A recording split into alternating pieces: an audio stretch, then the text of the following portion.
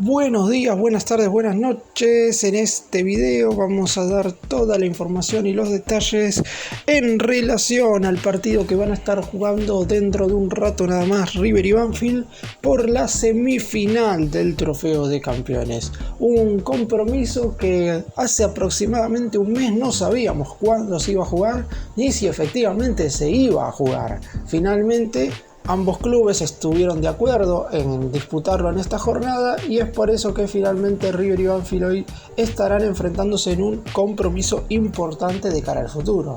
Vamos a estar repasando las probables formaciones de ambos equipos porque De Michelis tiene algunas dudas. También vamos a estar repasando cuándo se podría jugar una hipotética final entre River y Boca, claro está, sin subestimar al taladro porque River tiene que jugar y ganarle hoy primero a Banfield, y posteriormente también vamos a hablar de un par de cuestiones en relación al equipo, como por ejemplo cuándo el entrenador podría llegar a aplicar el doble 9, de uno de los futbolistas más queridos por el plantel de River que finalmente va a renovar su vínculo y seguramente se retire en el Millonario, y también de otro jugador que también es muy querido por los hinchas que está cada vez más cerca de volver. ¡Empecemos! Vamos a comenzar con el probable 11 que pararía a Martín De Michelis dentro de un par de horas nada más para enfrentar a Banfield.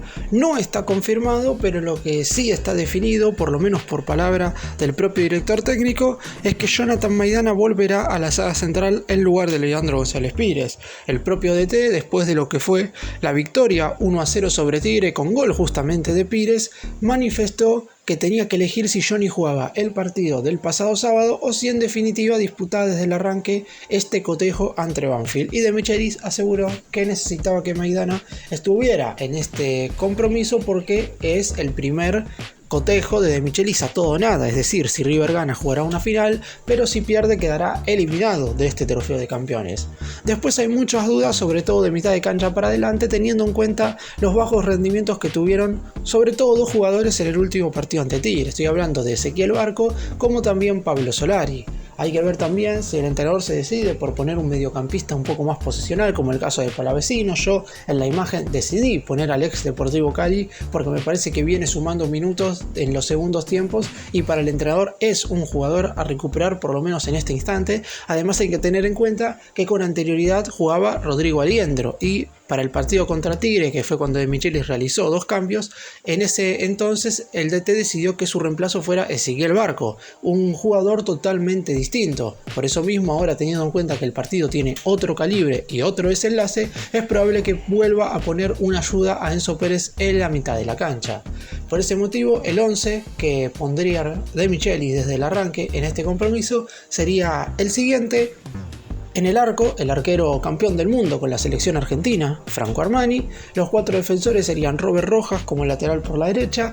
La pareja de centrales conformada por Jonathan Maidana y Enzo Díaz. Y el lateral por la izquierda, hay que ver si se mueve por ahí o si efectivamente se cierra y juega al lado de Enzo, como lo hizo en el partido frente a Tigre, que es Milton Casco, aunque si juega Palavecino me parece que obviamente Casco no tendrá la necesidad de realizar estos movimientos. En la mitad de la cancha van a estar el capitán del equipo Enzo Pérez y a su lado en principio Agustín Palavecino, pero todo puede ser modificable. Como dije yo, De Michelis todavía no le confirmó la formación a los jugadores, o dependiendo de cuándo estés mirando este video, si es unos minutos antes del inicio del partido, seguramente ya la alineación esté totalmente definida. Después, los cuatro nombres de arriba, hay dos que ya están confirmados. Nacho Fernández va a jugar seguro con la número 10 y José Paradela también va a estar desde el arranque porque el DT lo considera un futbolista fundamental de mitad de cancha en adelante. Y después, en principio, dos dudas: Pablo Solari o Ezequiel Barco, y en el centro delantero podría llegar a ingresar Salomón Rondón. Es cierto que todavía se ve al venezolano un poco falto de físico, pero teniendo en cuenta que Borja viene jugando todos los partidos, existe la posibilidad de que el nacido en Venezuela juegue desde el arranque este cotejo y el próximo fin de semana el colombiano vuelva a estar en el 11 inicial. Vamos ahora a repasar el probable equipo de Javier Sanguinetti, el entrenador de Banfield, el conjunto del sur del Gran Buenos Aires que lamentablemente no tuvo su mejor arranque en la liga profesional. En los primeros 4 partidos ganó 2 y empató 2, todavía no ha conseguido el triunfo y solamente ha marcado 2 goles en lo que va del torneo y en 3 de ellos no ha conseguido convertir. De hecho, este último fin de semana no solamente cayó en su visita a Rosario para enfrentar a Newell's, sino que tenía un hombre de más y terminó perdiendo estando en el campo de juego 11 contra 10. Por eso mismo no está teniendo su mejor inicio de año, pero aún así saben que este partido puede sacarlos del pozo. Hasta el momento los 4 resultados oficiales que ha obtenido en este 2023 son los siguientes: ha empatado como local 0-0 contra Unión, ha perdido de visitante 3-2 con Huracán, igualó sin goles en el Florencio Sola frente a Gimnasia y, como dije, cayó de visitante 2-0 frente a Newell's en Rosario. Sanguinetti dispondría el 11 que él cree titular y el que viene utilizando en estos últimos compromisos, pero no se descartan cambios debido al flojo rendimiento que ha tenido Banfield en estos últimos compromisos.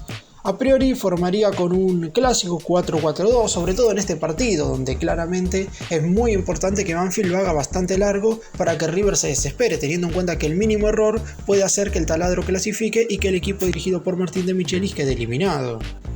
El arquero será Facundo Cambeses. Los 4 defensores en principio serían Emanuel Coronel, único de los futbolistas sobrevivientes del subcampeonato de aquella Copa Diego Maradona, motivo por el cual Banfield ha logrado disputar este partido con River. Los 2 centrales, Alejandro Maciel y Emanuel Olivera, y el lateral por izquierda sería Emanuel Insúa.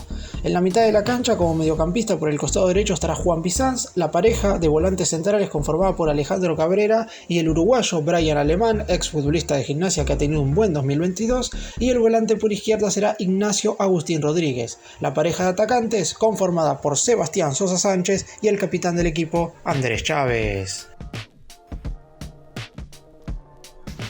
Y una pregunta que todos se hacen y que obviamente no tiene respuesta, y no solamente no tiene respuesta ahora, antes de jugar esta semifinal, sino tampoco va a tener respuesta en el momento en el cual ya se conozca quién será el rival de Boca en la final de este trofeo de campeones. Es justamente la pregunta: ¿cuándo se va a jugar el partido definitivo? Porque obviamente River y Banfield tuvieron que esperar bastante para jugar este compromiso de desempate, que en un principio tampoco se sabía si se iba a disputar o no, y finalmente decidió que se jugara en este primer trimestre del 2023.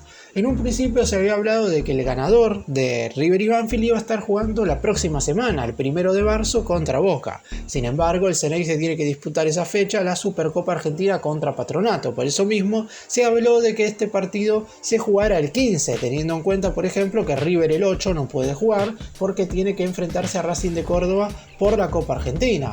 Sin embargo, el 15 tampoco se jugaría debido a la proximidad que hay con la fecha FIFA de marzo. Por eso mismo hay muchísimas dudas. Se habló también de poder jugar a mediados de mayo, pero también existen chances de que en caso de que River pase no se juegue allí, porque tanto el Millonario como el Ceneice estarían en medio de la fase de grupos de la Copa Libertadores. Y por último se terminó de hablar de que finalmente se jugaría en agosto, cuando ya la liga profesional está terminada y cuando ambos equipos ya estén clasificados o eliminados de cara a la siguiente fase de la máxima competición internacional a nivel clubes de Sudamérica. Por eso mismo no hay nada definido. Los dirigentes no quieren terminar de confirmar algo que a lo mejor después, dentro de un par de meses, tienen que nuevamente modificar, porque sinceramente hay que preguntarle a los clubes, algo raro que sucede solamente en esta parte del mundo. Los directivos que manejan las fechas de cuando se disputan los partidos correspondientes a estos torneos, en vez de fijar una fecha y que la misma sea inamovible, lo que hacen es preguntarle a River, a Banfield y a Boca cuándo se debería disputar. Y obvio, cada uno defiende sus propios intereses y por ese motivo no terminan de confirmar una fecha verdaderamente exacta. La realidad también es que, por ejemplo, este torneo se podría haber jugado el año pasado. Recordemos que este trofeo de campeones es correspondiente al año 2020, al año en el cual el fútbol se paró por 6 meses debido a la pandemia por coronavirus. Es por todo esto que la realidad es que todavía no hay una fecha efectiva ni confirmada de cuándo se va a disputar la hipotética final, ya sea entre River y Boca, lo cual sería nada más y nada menos que un superclásico, y la cuarta final en toda la historia entre el Millonario y el Xeneize, la tercera a nivel local. Por ahora Boca ganó una en 1976 y River ganó la otra en 2018, la Supercopa Argentina, obviamente dejando de lado la Libertadores porque esa es a nivel internacional, pero tampoco se sabría cuándo se jugaría una hipotética final entre Boca y Banfield. Claro está, uno cree que si el encuentro definitivo llega a ser el del Taladro contra el Xeneize, sería mucho más fácil llegar a una fecha, porque obviamente las repercusiones de un encuentro entre Boca y Banfield son mucho, pero mucho menores que la de un encuentro entre River y Boca. Por eso mismo, después del partido, dependiendo de cuál sea el resultado, seguramente empezará una rosca dirigencial para ver efectivamente cuándo y dónde se jugará la final. Y vamos ahora a hablar un poco de fútbol porque también es importante. La pregunta que muchos hinchas se hacen, y seguramente también es un dilema para Martín de Michelis, es si Miguel Ángel Borja y Salomón Rondón pueden jugar juntos, o en definitiva la pelea por ser el centrodelantero de River va a durar de acá hasta que termine este semestre y siempre va a estar jugando uno u otro. La realidad es que en conferencia de prensa de Michelis confirmó que pueden llegar a jugar los dos. Sin embargo, por el momento, cada vez que uno estuvo en la cancha, el otro salió reemplazado. Los hinchas piden a los dos en algún momento dentro del terreno de juego. Su jerarquía no se puede dejar de lado.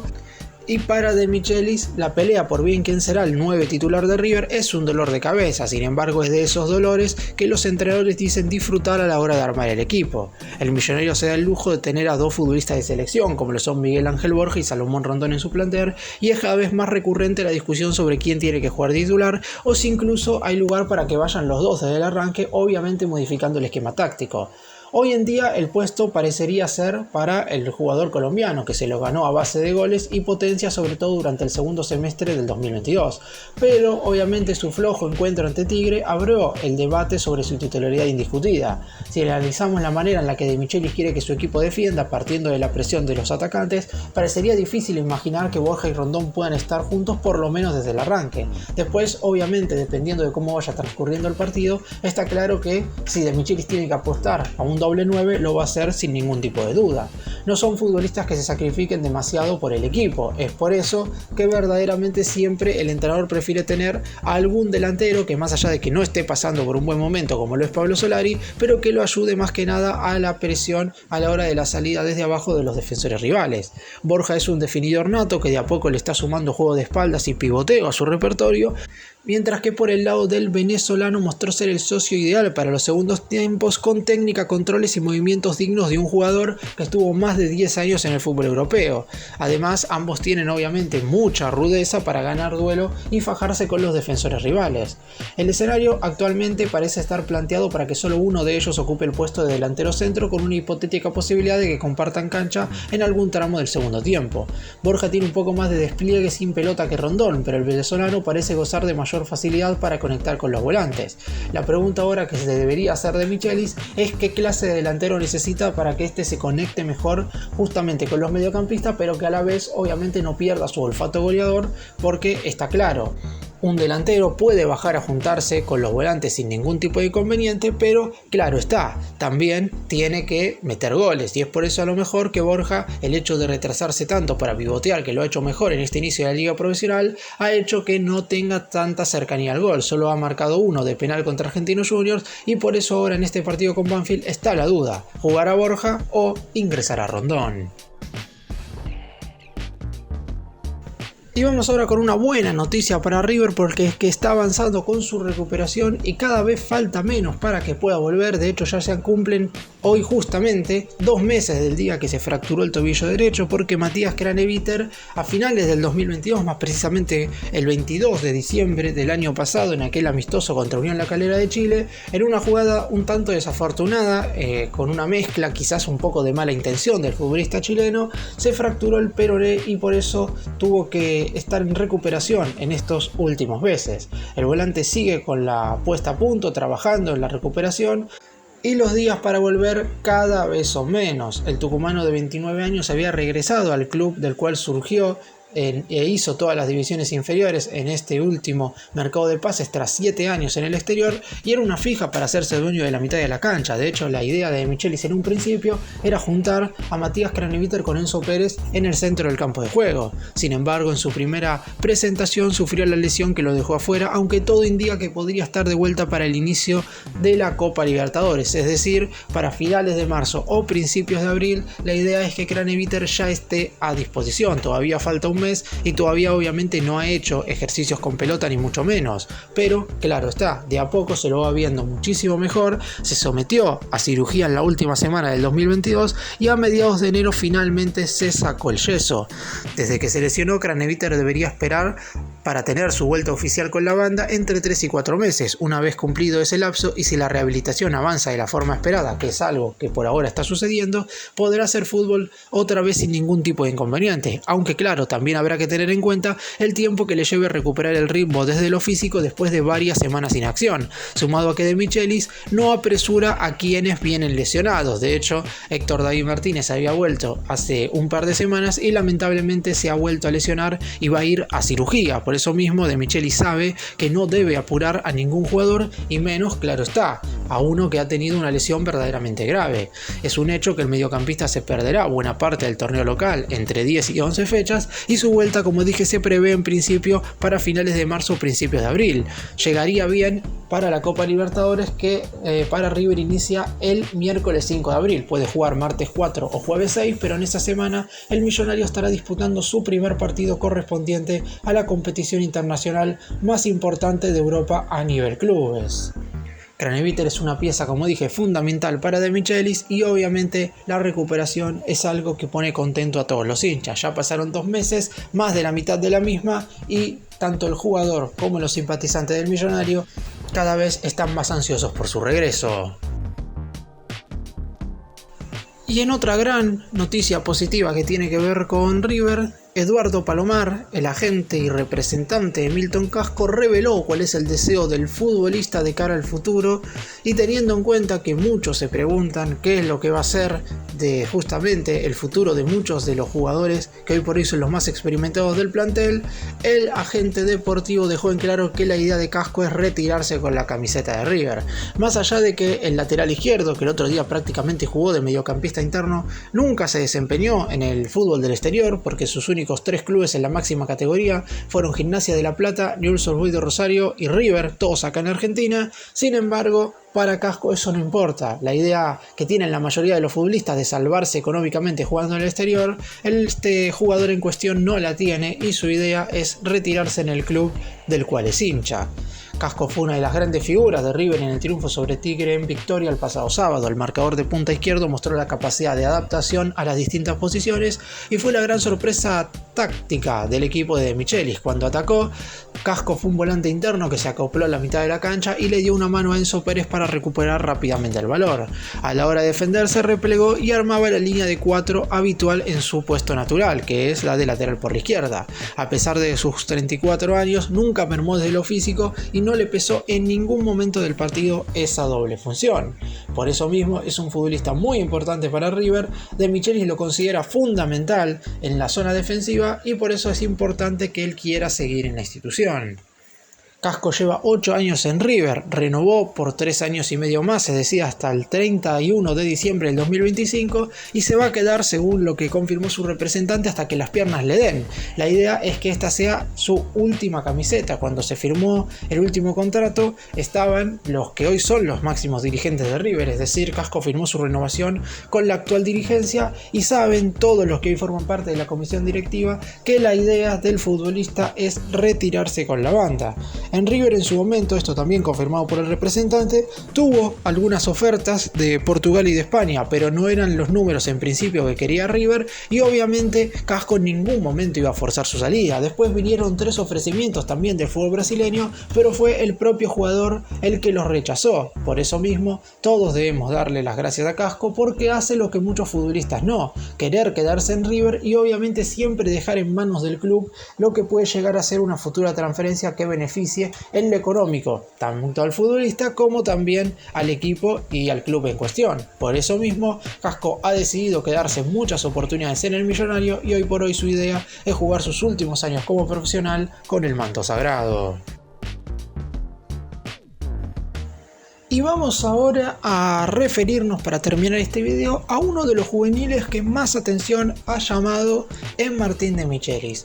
Porque todos ya conocemos a Claudio el Devito Echeverri, que la rompe en la reserva, también a Ulises Jiménez, el defensor central a quien casi el entrenador lleva a la pretemporada, pero en esta oportunidad vamos a referirnos a un jugador bastante más joven que también ha llamado la atención del entrenador de River. Es una de las máximas promesas del semillero del más grande, y si bien es cierto que el DT no quiere quemar ningún proceso y lo llevará de a poco, la realidad es que, teniendo en cuenta que hoy por hoy ha armado un selectivo con futbolistas juveniles, es muy importante saber quiénes son los más destacados de este equipo. Promover jugadores al plantel profesional se volvió una prioridad para River, sobre todo desde la llegada del muñeco. Es cierto que durante el 2022 quizás en ese sentido Gallardo quedó un poco en el debe porque no pudo hacer debutar a ningún juvenil de las divisiones inferiores de River. Sin embargo, ahora el trabajo de Martín de Michelis es continuar con ese legado, y teniendo en cuenta que en Alemania, en las divisiones inferiores del Bayern de Múnich, trabajó con muchos de los jugadores que finalmente más tarde terminarían debutando en la primera división del equipo alemán, ahora mismo sabe muy bien cómo tiene que llevar a todos los pibes de River. Una de las medidas más resonantes que incorporó el flamante entrenador del Millonario fue la creación de un selectivo de juveniles con chicos que hoy por hoy están integrando la cuarta, quinta y sexta división, dirigido por un viejo conocido del DT como Edgardo Sbrisa, donde los mejores jugadores de dichas divisiones adquieren roce y van fogueándose tanto física como futbolísticamente. Del jugador que vamos a hablar ahora en cuestión, porque no lo he mencionado, es Franco Mastantuono. Aún no se sumó a ese grupo, pero próximamente lo hará, al ser uno de los jugadores considerados como las joyas de las divisiones inferiores del club. Su nombre es tema corriente entre las redes sociales por varios hinchas de River, pero la realidad es que todavía es bastante joven. Nació en Capital Federal el 14 de agosto del año 2007, es un enganche que hoy por hoy tiene tan solo 15 años y que está jugando en la octava división del más grande. Ya se hizo lugar en la selección argentina sub-17 dirigida por Pablo el Payasito Aimar, y de a poco también se va abriendo espacio en la selección argentina sub-20 que por ahora sigue dirigiendo Javier Mascherano. A tan corta edad los pasos que da son acelerados y el nivel de exposición crece cada día más. Por eso en Núñez trabajan de manera conjunta para evitar que Mastantuono o cualquier otro juvenil se descarrile en medio de la masividad de las redes. Lo que ya se sabe es que De Michelis le puso el ojo y próximamente planea sumarlo al selectivo, más allá de que sea un futbolista de la octava categoría. Para cerrar y hacer hincapié más que nada en lo que va a ser el partido que va a estar jugando River dentro de un rato nada más contra Banfield, es importante que el equipo empiece a acostumbrarse a ganar. Después es cierto, para conseguir los máximos objetivos, que es lograr ganar la liga profesional y también llegar lo más lejos posible, meterse en las fases finales de la Copa Libertadores, tarde o temprano el equipo de Michelis deberá conseguir regularidad y empezar a jugar como quiere el entrenador, tener una idea de juego bastante ya consolidada como para que se pueda decir que el equipo juegue bien. Sin embargo, en estos partidos, el de hoy será el quinto oficial de Michelis como DT de River, es muy importante que se vayan consiguiendo triunfos más allá de que a lo mejor el equipo no muestre la mejor versión futbolística. Y en este partido ante Banfield será muy pero muy importante, teniendo en cuenta que es la primera serie mano a mano que estará disputando el equipo del muñeco. En caso de ganar, jugará nada más y nada menos que una final contra Boca, pero en caso de perder será la primera eliminación del River de Michelis en este nuevo ciclo tras la salida de Marcelo Gallardo. Gracias por mirarnos, suscríbanse, nos vemos en el próximo vídeo.